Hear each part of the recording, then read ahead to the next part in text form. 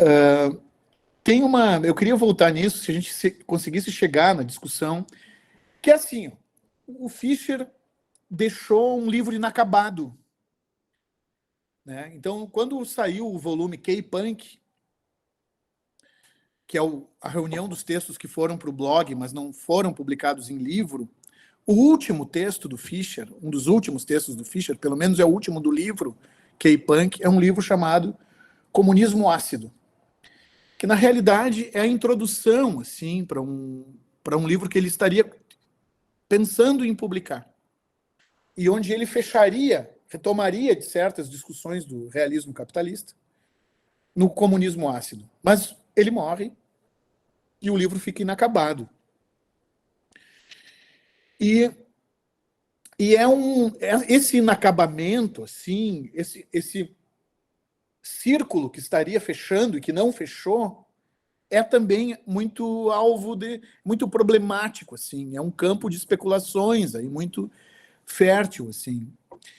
E o Fischer tem um movimento, assim, ele ensaia nesse texto uma sugestão que de encontrar alternativas para o futuro seria voltar no passado.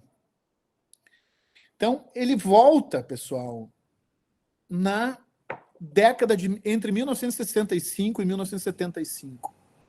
Ele volta no momento, assim, do início dos anos 60, na transição dos anos 60 para os anos 70, onde ele fala que ali havia um futuro que foi travado. E para a gente destravar o nosso futuro hoje, é voltar lá. É voltar lá e pensar o conjunto de possibilidades e de práticas societais, comunitárias, que estavam acontecendo ali, que estavam fervilhando ali e que foram bloqueadas, assim, pela versão mais violenta do neoliberalismo, que foi a versão chilena. E aqui ele começa também a se deseuropeizar, porque é pela primeira vez começa a aparecer no mundo do Fischer algo que não é a Inglaterra. Ele fala dessa experiência da CyberSyn no Chile por volta de 73, que era uma espécie de rede de proto-internet assim, no governo Salvador Allende, que foi deposto logo em seguida, então, com o golpe do Pinochet, né? Então, o Fischer volta nessa época, começo dos anos 70, dizendo que lá havia um projeto de uma utopia cibernética socialista, assim, que estava começando, e que aí lá o neoliberalismo se impôs violentamente, e aí o Pinochet no Chile, Reagan nos Estados Unidos, Margaret Thatcher na Inglaterra, e aí morreu o futuro. Então, ele tem um trabalho de voltar no passado para encontrar um futuro que poderia ter sido e não foi. Né?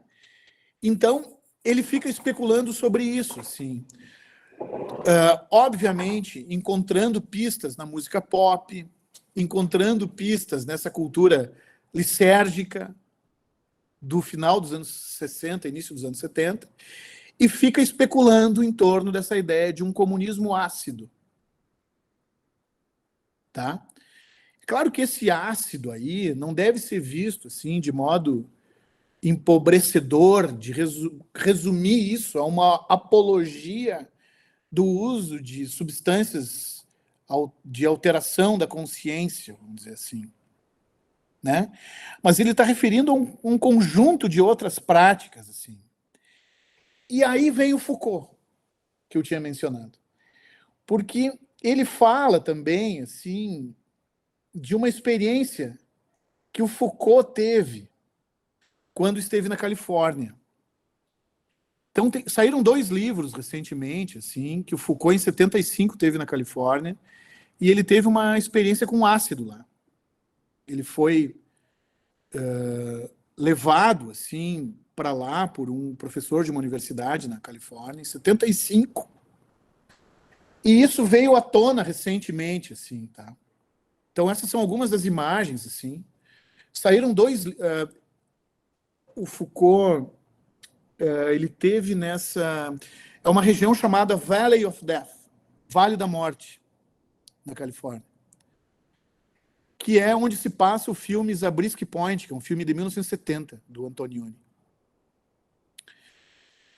E aí saíram 2 livros assim que falam dessa experiência do Foucault, esses 2 aqui. Aqui é o mesmo livro com capas diferentes, tá? Mas são 2, aqui é um e aqui é outro, né? The Last Man Takes LSD.